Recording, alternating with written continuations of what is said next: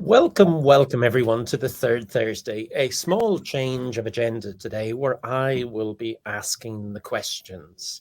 So we have got family roll-off, I should say that. And we've also got Anthony James as well, three experts in personal branding. So I can't wait to get started with the questions. And I'll move at a pace here as well, folks. So we'll jump in a second. But just as ever, please remember to let us know where you're coming from. Put that in the messages so we can say hi. And if you've got any questions as well, pop those in, and hopefully to goodness we can get asking them at the same time. So today's agenda, how personal brands are transforming sales, marketing, and more. And we have three very large personal brands. I mean that in the most wonderful sense as opposed to the size sense. So let's see where we get to. Emma, how am I doing so far? You're probably looking on. Pretty good. You remembered to tell everybody to join in, but you did forget to say happy third Thursday. So I've got to give you that little criticism there. So happy third Thursday, everybody. I'm excited to let Kieran take the driver's seat today. And it's always fun to have my husband along for the journey instead of just in the comments saying that he's joining from hometown USA. We get to be on the screen together today. So. And now everybody knows what he looks like as well. And oddly enough, I've been chatting with him for a year and I know what he looks like now at the same time. Right, let's run around the room here. Usual one, quick introduction. Tell us a little bit more about yourself. James, why don't we start with you because you're the first person that we talked and then we move to Anthony and then over to Emma. Yeah, so I'm James Roloff. I am also Emma's husband. So that's where the name comes from. I'm a digital sales consultant. So I help businesses implement digital sales strategies. So working with sales and marketing teams to help them improve their results online through digital marketing. My background's actually in website design. So our family owned a website design company. So I was part of that for 8 years. And now I'm off on my own helping consult clients. Fantastic. I like the way you categorized yourself as two things, both as professional and as husband there as well. I know people care about that. So it's an important thing. It's where the last name came from. He had to establish that. Not like brothers to begin with. That's it. For everybody looking at the names going, oh, I wonder. Now they know.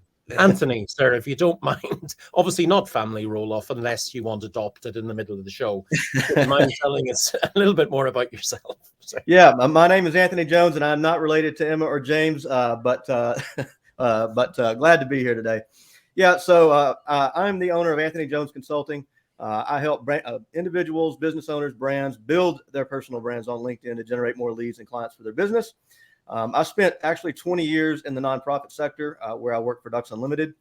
There I had an opportunity to lead a digital team responsible for all digital channels, including social media, which is kind of where I got started on LinkedIn and how I got here today.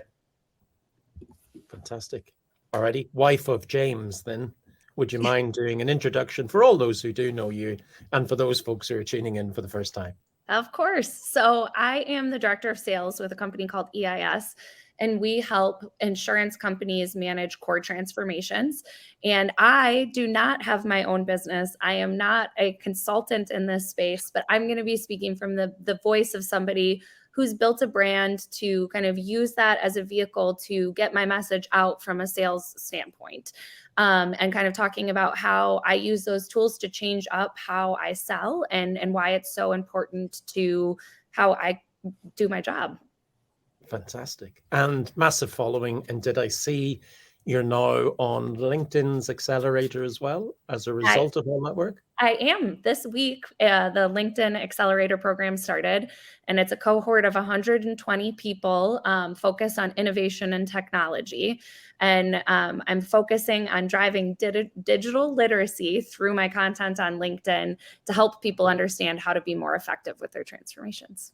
Yeah, and for those who don't know, that's a damned hard program to get onto. So not only will you get the secrets of the work done so far, but hopefully that will come out in the content afterwards. And I recommend everybody follows everybody on this panel as well and follow each other in the audience. Anthony, if you don't mind, I'm going to come to you first, sir. Non-roll-off member in addition to myself here. Would you mind telling us, why did you go about building a personal brand in the first place? And how does that help you in sales and marketing? Yeah. So I never woke up one day and said, I'm going to build a personal brand on LinkedIn. I really built my personal brand by accident. So 5 or 6 years ago, LinkedIn was coming onto our radar as one of the social networks we needed to be more active on at Ducks Unlimited. And as the person overall social media, that was the one channel that I didn't have a whole lot of experience with outside of using it to hire talent for our team. So I just started experimenting. I started posting content. I had no clue what I was doing. The term personal brand wasn't even in my head. But over the course of a couple of years and staying consistent and putting out content, I was able to grow my network. And then a couple of years ago, out of the blue, I had people start reaching out to me asking for help with their LinkedIn profile. A lot of that was coming in during the wake of COVID. Some people were losing jobs or they just had spare time, and they saw me as a person who was an expert on LinkedIn. So that actually turned into a side business where I was helping others for about a year and a half. And then that side business had gained enough momentum in November of last year. I decided to take the leap, start my own company. And that never would have happened if I had not started posting content and building my online brand. And what I've learned is like the power of inbound marketing through your content is a game changer for businesses, especially small businesses like myself, where most of my customers today come from inbound leads, meaning they're reaching out, contacting me because of the content that they're seeing on LinkedIn. And for any business, large or small, when budgets get tight, marketing budgets get slashed, when there's talk of recession, when you have customers reaching out to you, as opposed to you having to spend a ton of money reaching out to them, it can be a game changer. Wow. Interesting, because I'm going to pick up on a couple of terms there as well, but I'm going to get James maybe to reference them. For me, you mentioned a couple of things. We'll see these threads of logic, as I call them, throughout the talk. Content, number one, and then consistency, number two. We'll hear that quite a lot from the speakers. James, over to yourself then. We hear this term again, personal brand. Why did you start building a personal brand, and what has it done for you in terms of sales and marketing and getting access to your customer base? Yeah, so I guess kind of my life story here. I was one of those nerdy kids that back in middle school was building their own website, setting up like video game servers, building online communities, that kind of thing. So I've been doing website stuff and online marketing since 2001. But then fast forward to after I graduated high school, I joined our family's web design company. And that web design company was part of a print company too, a commercial printing company. And what I found was that the sales strategy that was working for the print side of the business was not working well for the website design side of the business, mostly because the print side was a lot more of a commoditized sale. It was quick, repeatable, it was spec'd out. Here's what you ordered. Here's what you're getting sale, where a website design is much more of a longer term process. You're talking about a 1 to 2 year sales cycle. It's very, very high trust. It's not a low trust, quick transaction. And so I need to find a way to build relationships with my buyers over a long period of time that I could, kind of have a sustained growth engine from.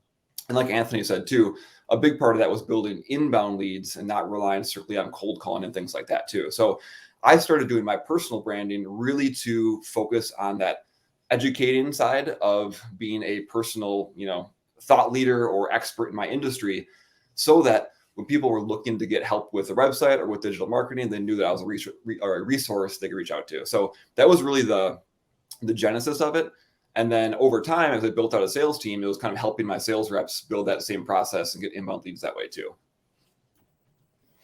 Fantastic. And I'm going to lean into that because I have to say, like, you and I have known each other now for about 18 months. If I look at thought leader, which is what James mentioned a moment ago, and high trust in the personal brand, whilst you're not selling directly to clients, you're selling for someone else, you have built that. So tell us a little bit about why and how you started to build your personal brand, and how are you using that brand to help the company that you're now working for, any of the companies in the past?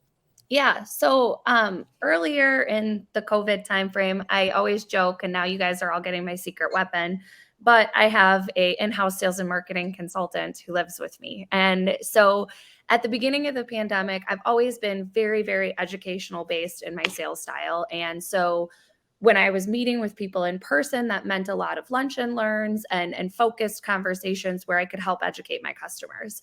And suddenly all of that came to like a very screeching halt. And so James and I were sitting around and we were talking, and I said, I don't want to be one of those salespeople that's picking up the call or picking up the phone and calling people with like the message of like, oh my gosh, it's unprecedented times. Let me tell you how I can help you. And his suggestion to me was like, you love speaking. Why don't you do video? And my initial thought was like, does anybody watch video about digital transformation? Like, is that a thing? And the very sage advice that I got was, well, why don't you try it and see?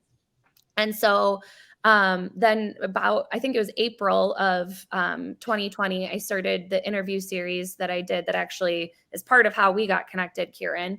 And then through that interview series, found out kind of what I liked to do, what my style was going to look like from a social selling standpoint, and really started to kind of build out more of a strategy surrounding that.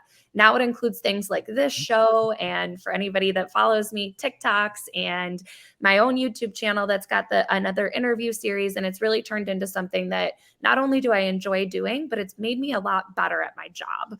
And so when it comes down to, how does it benefit me from the sales cycle standpoint, and how does it help the companies? I mean, the obvious side of it is it's exposure, and it gets people to understand who I am and what I do. It helps my customers know who I am, or my prospects know who I am before I sit down for that first meeting, because I'm pretty authentically who I am. And then on the flip side, like I mentioned, this idea that it helps me be better at my job, because I'm constantly thinking about what are the problems that my customers are facing, talking through those, and kind of refining that message so that when I sit down in a room and I'm talking to executives, I've had the opportunity to have that conversation 50 times already, because I've been able to do it through direct messages or through video and comments in my content. Fantastic, because we're going to delve in a little bit, and later on, not only will we come to husband roll-off, but we'll come to that weapon roll-off as well. I love that. I like that description. Anthony, going to swap the question a little bit. You're obviously working for clients here, and I'm going to bring in a question from Ryan Wakefield, who's asked online in the comments. How do your clients, or how do you recommend your clients go about building a personal brand? Is it blogs? Is it video? Is it, as Emma's describing, content? How do you find your style? I'm kind of looking for a lot of different answers in one question, please. Got it. So the short answer is, like, there's three things that I would recommend. One, pick a platform, the platform that makes the most sense to you based on your business. For a lot of folks, including me, that's LinkedIn. And the first thing you want to do is make sure that you are building out a content strategy, figuring out what it is you want to be known for on LinkedIn, and building your strategy around that. And what I always encourage my clients to do, and what has enabled me to have the most success, is building a content strategy that shows who you are as an expert in your field, show your knowledge and so forth, but also show who you are as an authentic person, like showing your personality, because people connect with people, people buy from people, people hire from people that they know, like, and trust. So it's building that content strategy to build that know, like, and trust factor, and show your expertise at the same time. So building out the content is one. The second thing that you really need to be focused on is supporting the larger conversation on LinkedIn. If you show up with the one goal of posting content and making it all about you and your stuff and your goals and your sales, you'll fail. So you need to be proactive and go out on a daily basis and support others. And it's as simple as leaving comments on prospective clients, people that you want to work with, leaving comments on others in your space, other creators. And as creators, we all remember the names and the faces of those who support us. So giving that back, serving others instead of just coming to serve yourself. And really the third piece of that, building your personal brand is growing your network. And as I mentioned, if you're putting out good content, if you are supporting that larger conversation in other people's posts, you're going to get inbound connection requests. People are going to naturally want to follow you, but you need to be proactive and send out those connection requests yourself, because, at the end of the day, growing your network is going to benefit you in a lot of different ways. So you need to be strategic and intentional. And really, that's the other thing, is when you go to LinkedIn, don't just go and get lost in the news feed. Go there with a purpose. If you have limited time, limited resources, say, okay, today I'm going to go in, I'm going to leave five comments, make one post, and then go about your day, so that you don't get sucked into that to the time warp or go down that rabbit hole of getting lost in the news feed. So those are really the three things that I encourage my excuse me, my clients to do. And James, what about yourself there? And probably a couple of things here as well. How do you get your clients to build personal brand? How do you get them to identify the content that works? And I notice you as someone who's got a personal brand, do comment on LinkedIn. Is that your only channel? And I notice you've got a LinkedIn course as well that you sell. Do you sell other services as well? Yeah. So I guess starting with where I'm at, I'm mostly on LinkedIn at this point, especially for like more of the business sales side of things. I'm on Twitter, but I'm mostly just me rambling about Bitcoin on there. So if you like Bitcoin, you can check that out too. But as far as what I do, as far as recommending personal brands, I think it really starts with knowing what you do and who you do it for. So I'm a big believer in understand your audience, knowing your buyer persona, knowing your buyer's journey, and kind of where you fit into that and how you provide value to your customers too. And again, I'm coming from more of a sales perspective, not a marketing perspective, but I think marketing people can use this too.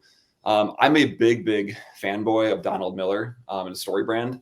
And I know that Story Brand's really geared more towards businesses and business brands or organizational brands. But I think that everybody can get a lot from that book. The book's called Story Brand. And think about how you as a personal brand, how you help guide your customers on their journey to be successful with whatever you're trying to make them do. That really helps you frame yourself, which will help you with your content, help you figure out your headlines and your about text on your page and all that kind of stuff too. So as far as like the getting started side of things, I would really think about what you do, who you do it for. And again, I recommend Story Brand by Donald Miller. As far as content strategy goes, I use something I call a content matrix. You can check it out on my website too. But it's pretty simple. Basically, it's a matrix. So across the top, you have your buyer personas. If you only have one buyer persona, you can just do one there. If you have multiple, you can do multiple. And then going down the rows, you have your stages of your buyer's journey. So problem awareness, solution research, decision making. And then within each one of those boxes, then you just fill in for this buyer persona at this stage, what kind of content do they want to consume? So that's good for thinking about blog posts, for videos, webinars, downloadable guides, things like that too. So I just recommend my clients go through and fill out that matrix, and they can do it for kind of like bigger picture, like bigger themes they're trying to do. Or if you're just trying to come up with ideas, on a daily basis, you can just go back to your matrix and say, I want to talk to this buyer persona at this stage in the buying process. What kind of information would be helpful for them too? And that's a big part of just my general philosophy, I guess, for digital marketing and for building your brand and digital sales is try and provide value, really educate people. Because nowadays people want to be educated. They don't want to be sold to. So if you can be that thought leader, that trusted expert that's providing value through education, through the content you produce, you're going to win those sales, not from like a slimy, like gotcha way, but more of a, I trust this person. And when it comes time to buy, I'm going to want to work with that person because they know what they're talking about in our industry too. So that's kind of the bigger picture thing. But again, I really start with what you do, who you do it for, and then using that content matrix to kind of fill out the missing pieces. And James, in the content matrix, how do you come up with the ideas to fill that in? Where are you sourcing your material or content or topics? Yeah, it's a good question. I think the best spot for me, I always say, is talking to your existing customers. So if you're on the sales side of things, you're already having those conversations on a regular basis, talking to prospects. What are the questions they're asking? At that initial, problem awareness stage, the solution research stage, and that decision-making stage, what questions are they asking? What information are they looking for? It's a really good spot to start. If you're on the marketing side, you should really be interviewing your customers too, and working with your sales team to do some actual customer research and some customer interviews. And kind of the same thing, just trying to really pick apart how they buy, why they buy, what they look for in vendors, things like that. And then using that as kind of your starting point for content too. Okay, fantastic. And there was one interesting thing you said, and I'm going to bring you in if you don't mind. You mentioned customers don't want to be sold to. I know customers like to buy, and those two things are slightly different. And you mentioned they want to be educated. If you don't mind me describing your content as edutainment, which is education and entertaining content in the best sense of the word, why do you adopt that approach when we've heard two different approaches, one sales, one marketing, and now one personal brand? So I can't take the full credit for that term edutainment. It actually comes from the CMO of the company that I work with. His name is Tony. And he has a show that's called Core Talk. 𝗀𝗿𝗄𝗃, Kieran, who does the show with him, and he kind of coined that term, and I was like, oh my gosh, that's what I'm doing. How exciting. Now I'm stealing it, Tony. So I think every piece of content, and I know both Anthony and James and I have had these conversations, in a sea of tons of information and tons of options for you to learn about any industry, I mean, literally anything, people are seeking things that not only offer them value and educate them, but they want to be entertained while they're doing it. They don't want to be talked at. They want to have a conversation. And if you're able to entertain someone and engage them, you're going to be able to start that dialogue and start that conversation. And so I would say my content, definitely not everything is like hysterical. I'm not that funny. I don't think that highly of myself, but I do have some that's more serious, but also I think authenticity is a part of that like edutainment side of things as well. And so I mentioned this idea that I am who I am, and you see that with the kind of crappy rap music that comes out in the TikToks and all of the rest of it that comes along with who I am as a person. And the other side of why I am so drawn to that kind of content is I'm a firm believer that building a personal brand isn't for the faint of heart, and it's not easy. So you need to enjoy it while you're doing it. And so to me, that's a big part of why I've started kind of pulling in some of these other pieces that are entertaining. So, you know, my explainer videos where I'm talking to myself, it's a little bit of an inside joke with anybody that follows me, that I have these videos where I just talk to myself. And so like those types of things where, again, it's not taking yourself too seriously, and it's kind of bringing a different view to a more serious industry, at least in our sense of the world, Kieran. And, you know, earlier you asked the question from Ryan of like, how do you find what works for you? You have to figure out what you enjoy doing, I think, is a part of figuring out how you go about content. And for me, that's video. For me, that's doing things that don't take myself too seriously. That's me pulling ideas from trends on TikTok because I enjoy consuming that kind of content too. And so I think it kind of all pulls together. And that's really why I'm so passionate about that idea of it, is that's what works for me. And for some people that might be writing. Kieran, I know you and I got connected from your long form articles where you pull people in and get quotes from people. You are an amazing writer. You like doing that. I would not enjoy sitting down and writing long form blog posts every single day. I know that there are people that are terrified by the idea of sitting down and making the explainer videos that I do. It works for me. It won't work for everybody, but that's the idea of a personal brand, is that you have to have that personal side to it. I love that. And I suppose, Emma, just in our industry, digital transformation, change insurance, people sometimes imagine that's very, very serious. Did you feel it was a risk entertaining in what might be considered quite a, dare I say it, and I'm in a bland, serious industry?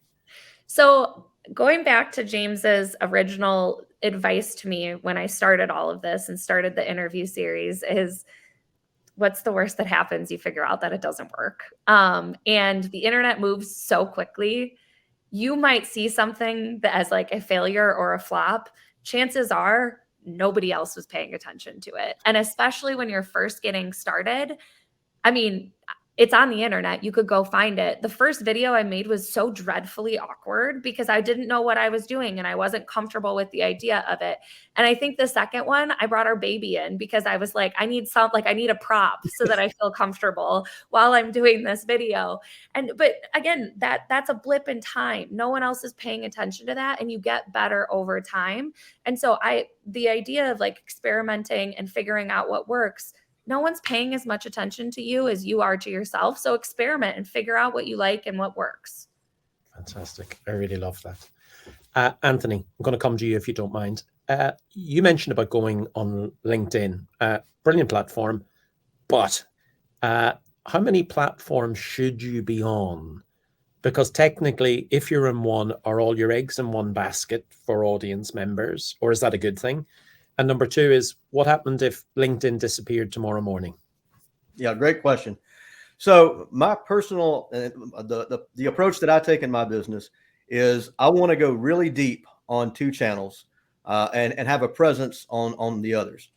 So the two channels for me that I'm putting most of my focus on for my business is primarily LinkedIn, and TikTok. And obviously the reason for LinkedIn is pretty obvious, but TikTok, one of the things that I love about that platform is that you can get such fantastic organic reach on both TikTok and LinkedIn right now. Whereas on other platforms, Facebook, Instagram, YouTube, they're so oversaturated with content that unless you're paying for ads, you're probably not going to be seen in any real level of scale. But you still have that organic reach potential on TikTok and on LinkedIn. So I'm going to go deep in those channels. I still have a presence on Facebook and Twitter and YouTube, but I don't have the time and resources to go deep in all of those channels. Larger companies, larger brands, obviously they have those resources. And I'd like to kind of touch on what 𝗂𝗻𝗂 said about the video piece. Like I'm strategically picking LinkedIn and TikTok because video is what I'm going to double down on as sort of the core focus of my content over the next year for my business. And the reason is video is the fastest way to build your personal brand because it's much more impactful than just a text post or a photo. As 𝗂𝗻𝗂 said, it is the most difficult to master because when you first start out, and I was in the same boat as 𝗂𝗻𝗂. I cringe when I look back at some of my earlier videos, but it's extremely awkward. I think I filmed the first 50 videos from inside of my car in a parking lot because I did not want another human to hear or see the level of awkwardness that was taking place. So if you're interested in, really building your brand, I would encourage you to lean into videos. And like the number one tip that I give people is for 30 days, take out your phone and film a short video every day, like 30 seconds to 1 minute. And it could be about anything. It could be about your day. It could be about your job, whatever. But do so with the intention of never posting it. Like this is for your eyes only. You can delete it when it's over. It's just a way to get practiced and get comfortable on camera. And it's just like anything else. The more you do it, the better you get. And I will tell you the most useful app that I have ever downloaded as it relates to video production is called the Teleprompter for Video app. It's a free app for both Apple and Android, and you can actually load the script of your video right into the app. It will scroll the copy and even keep that copy near the lens of the camera, so you never lose eye contact with the audience. It feels really natural. And I promise you, it saves you tons of time trying to memorize your script or have a list of bullets kind of off to the side where you're looking back and forth. I've done all of that. So highly recommend that, one, you get started with video, and two, take advantage of that app to make it a lot easier. Fantastic. Good advice and a good app to download. And Ryan, thankfully, James has put in your content metrics in the messaging as well, which is be really useful for people. James, come to you momentarily. We're 2 minutes to go here, so still lots of time. I'm going to ask this question nicely. What's the point of all this from a sales point of view? What's the ROI from social selling? And you might need to explain that terms to people, and from personal brand building. Yeah, well, lucky for you guys, I got some research here from Forrester. And so they did a research on social selling. And what they found is that 78% of salespeople that did social selling outsold their peers that did not. So strictly from a sales standpoint, it gets you more sales, which gets you more money, and everyone's happy. But for me, it really comes down to sales is a lot about trust. You have to trust the person they're going to be buying from. And most sales activities in the digital world, as well as in the analog world, are all built around building that trust, building that rapport, and making someone want to buy from you, right? So social selling really enables you to just expand your reach with yourself, because people buy from people. And if you can expand your reach online, you're going to build trust at scale versus having to go one by one and calling people and meeting with people. You can build that trust digitally at scale, which allows you to get a lot more opportunities in front of you too. So that's a big part of what I see is kind of building that trust at scale as like a big part of the ROI of social selling. Beyond that though, working down the sales funnel, you have a lot of opportunities too. So top of funnel, you have that problem awareness. You can educate people higher up in the funnel. Middle funnel, you can have that call to conversation. So not a call to action, but on social media, call to conversation. Engage with people, start building that one-on-one relationship. And then bottom of funnel, let's say you have a prospect with an active deal out in front of them right now and you're trying to kind of work that and get to the finish line. You can nurture that deal so much better with social selling because they're going to keep seeing your name over and over and over again and seeing you providing value, seeing you engage with people like them, other prospects online. And that's going to help build that trust too. So there's a lot of opportunities from a sales perspective. Well, the ROI isn't always super, clear cut like a paid ad might be. There's a lot of ways you can attribute social selling to close deals too. Fantastic. Alrighty, we're nearly up on time, and Emma will shout at me here because now that I'm running it, we're running over. But there's too much good content here to end just like that. Why don't we go around the room, 60 seconds each, before I wrap today's Third Thursday with your best piece of personal branding advice, or the thing that you learned most of the last numbers of years. Emma, why don't we begin with you, and then we'll come to Anthony, and then we'll finish with James. My message to people is always that consistency will win out over perfection.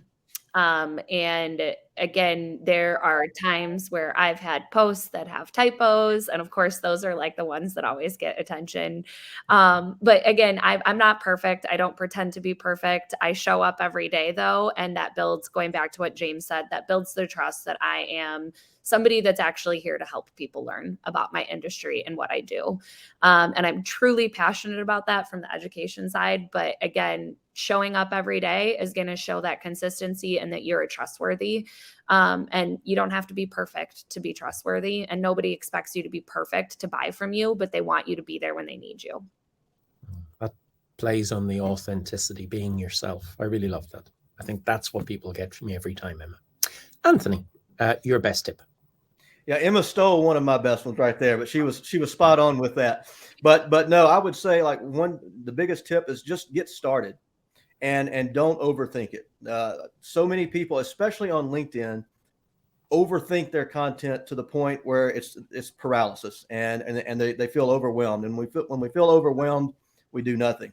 And that's kind of where imposter syndrome can come in. And like I suffered from that for years. Like, even though at one point I had 15 plus years of experience in fundraising and digital marketing, I felt like, why would anyone want to hear what I have to say on LinkedIn? Like, I didn't feel like I was an expert. But once I started posting and again, getting better as you do it, and to Emma's point, staying consistent, you start to kind of find that flow. You gain the confidence that you need.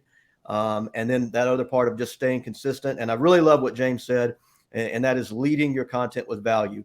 If you're showing up, if you're helping others through your content, you're going to build that brand and you will benefit from your personal brand in ways that you probably can't even imagine right now. Fantastic. Someone once called it, I think, paralysis from overanalysis. Yeah. James, best piece of advice. Yeah. So mine is, since I use this kind of my digital selling strategy in general, is really to be that favorite teacher. So if you think back to high school, middle school, college, what have you, everyone had that favorite teacher that was super engaging. You might not even like the subject itself, but that teacher just made the subject really good. They obviously didn't teach out of the textbook. They made it exciting. They made it fun. And you learned a lot from it too, right? Because they were the favorite teacher that everyone wanted to have their class. So I would say go back, think of those favorite teachers you had back in school, and be that favorite teacher for your industry. Be that person that people want to learn from your industry and make it fun.